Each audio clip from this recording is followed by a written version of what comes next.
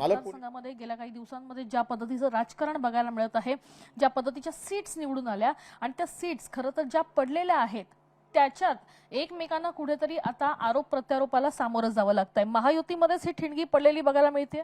मला नाही वाटत महायुतीमध्ये ठिणगी पडली, कारण की ते शिवसेना आणि भाजप चांगल्या प्रकारे या महानगरपालिकेमध्ये काम केलेले आहे. निष्ठावंत भाजपचे कार्यकर्ते आहेत. अक्षरशः दिवस रात्र आमच्यासाठी प्रचार करत होते, काम करत होते.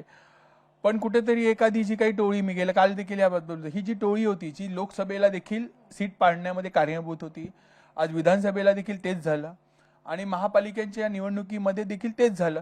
फक्त शिवसेना नव्हे, मी परत एकदा सांगतो या गोष्टी, हे भाजपच्या सीट पाडण्यासाठी देखील हे प्रयत्न करत होते. त्याच्यामुळे हे भाजपचे कार्यकर्ते नव्हे, भाजपचे मूळ पदाधिकारी हे चांगल्या प्रकारे काम करत होते आणि आमच्यासोबत पहिल्यापासून शेवटपर्यंत होते.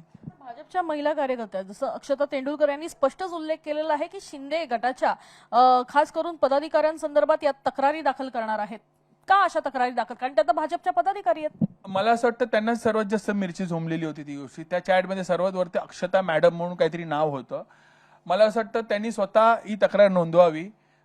त्यानंतर आम्ही देखील त्या तक्रारीवरती आम्ही देखील त्याचं उत्तर देऊ की अशा प्रकारे जर चॅट झाली असेल तर त्याचं जे काही सीडीआर आहे गेल्या 1 महिन्यात किंवा गेल्या 20 दिवसात जो सीडीआर कोणाकोणाशी त्या बोलल्या, कोणाकोणाशी जर त्या असतील तर त्या सर्व गोष्टींमध्ये त्या कोणाशी बोललेल्या आहेत का, त्याच मॅडम आहेत का, अक्षता मॅडम म्हणजे त्या अक्षता तेंडुलकर आहेत की कुठल्या दुसऱ्या मॅडम आहेत, त्यांनाच झोंबली आहे ही मिरची. त्याच्यामुळे त्याच्यात भाजपचं नाव नाही. आपण परत एकदा सांगतो की त्याच्यात कुठेही भाजपचं नाव नाही. हे जे काही 2 पदाधिकारी आहेत, 2-3 पदाधिकारी, त्यांनाच ही मिरची सर्वात जास्त झोंबलेली आहे.